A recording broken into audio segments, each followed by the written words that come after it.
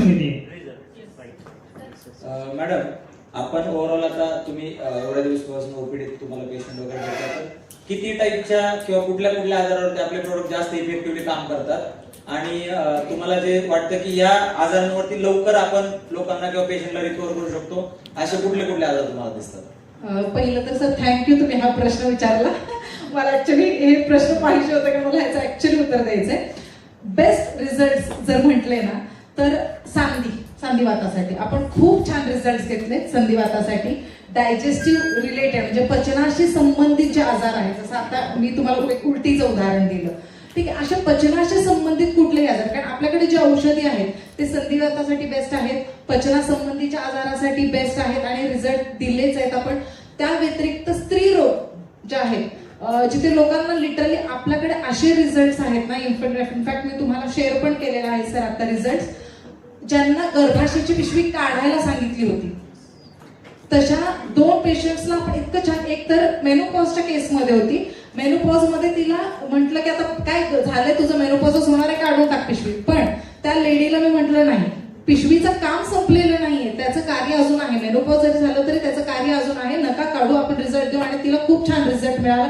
In fact ती एवढी खुश होते की सरांना त्यांच्या केबिन मध्ये जाऊन सरांना तिने सांगितलं की मला इतकं छान रिझल्ट आला 3 महिन्यामध्ये.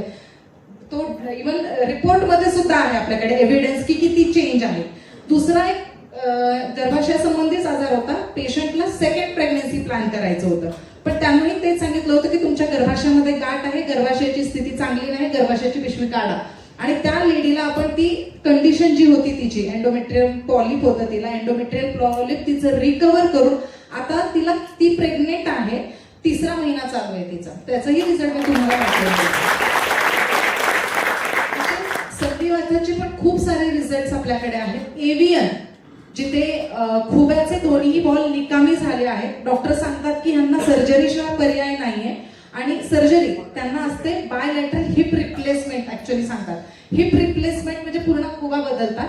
तिथे खुबा बदलून सुद्धा काय होतं, काही दिवस ते चांगलं चालतं, त्याच्यानंतर मग 5 वर्षानंतर किंवा 7 वर्षानंतर पुन्हा त्यांचे सिम्पटम्स सुरू होतात, पाय दुखणे, पायाला मुंग्या येणे, कंबर दुखणे, चालायला त्रास होणे. तर आपण त्यापेक्षा आयुर्वेदिक ट्रीटमेंटने माझे असे पण आहेत, एव्हीएनचे जे ग्रेड 4चे पेशंट होते, अगदी मी म्हणणार नाही की 100% रिकव्हर, पण ग्रेड 2 ग्रेड 1ला ते आले पेशंट. हो, ग्रेड 4 पासून ग्रेड 1 पर्यंत ते रिकव्हर झाले एव्हीएनचे पेशंट, ज्यांना विदाउट सर्जरी आपण फक्त मेडिसिन्सने रिकव्हर केले.